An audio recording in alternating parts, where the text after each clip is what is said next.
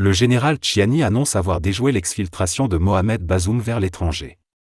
Pour plus d'informations après le générique. Bienvenue sur la Ligue planétaire.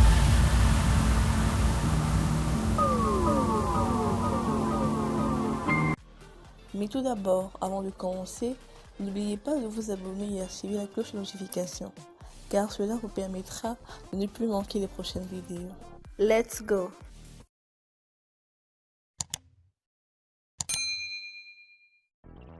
Dans la soirée de ce jeudi 19 octobre 2023, le régime militaire du Niger a annoncé que le président déchu, Mohamed Bazoum, avait tenté en vain de s'évader en direction du Nigeria. Plusieurs personnes ont été arrêtées dans la foulée et une enquête a été ouverte. Jeudi, autour de 3h du matin, 2h GMT, le président déchu Mohamed Bazoum, accompagné de sa famille, ses 2 cuisiniers et 2 éléments de sécurité, a tenté de s'évader de son lieu de détention, a déclaré à la télévision nationale le porte-parole du régime, le colonel-major Amadou Abdraman. En effet, la situation était confuse jeudi à Niamey. Des coups de fusil ont retenti à l'aube et des blindés ont été déplacés. Il a précisé que cette tentative avait échoué et que les principaux auteurs et certains de leurs complices avaient été arrêtés. Une enquête a également été ouverte. De leur côté, des proches de l'ex-président ont indiqué que leur téléphone portable avait été confisqué et que Mohamed Bazoum avait été séparé de sa femme et de son fils.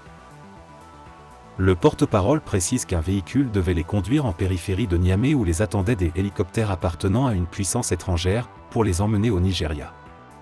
Le colonel-major Amadou Abdraman a dénoncé ce qu'il qualifie d'attitude irresponsable de la part de Mohamed Bazoum et ajouté que les principaux auteurs du plan et certains de leurs complices avaient été arrêtés. Il n'a toutefois pas précisé où se trouvait le président déchu après les faits. Selon des explications des proches de Mohamed Bazoum, l'ex-président avait été séparé de sa femme et de son fils en pleine nuit et leur téléphone confisqué. 2 de leurs anciens gardes du corps avaient aussi été interpellés dans la foulée. C'est au cours de l'une de ces opérations que des coups de feu auraient été tirés. Cette brusque montée de tension intervient au moment où un juge nigérien avait rendu la décision écrite exigeant la libération de Salem Bazoum, le fils de l'ex-président. Ce jeudi matin, ses avocats ont reçu l'ordonnance qui leur permet de notifier l'État du Niger pour que la décision soit appliquée. En clair, le juge demande de lever tout obstacle qui l'empêche de sortir du lieu où il est retenu depuis le 26 juillet 2023. Nonobstant toute voie de recours.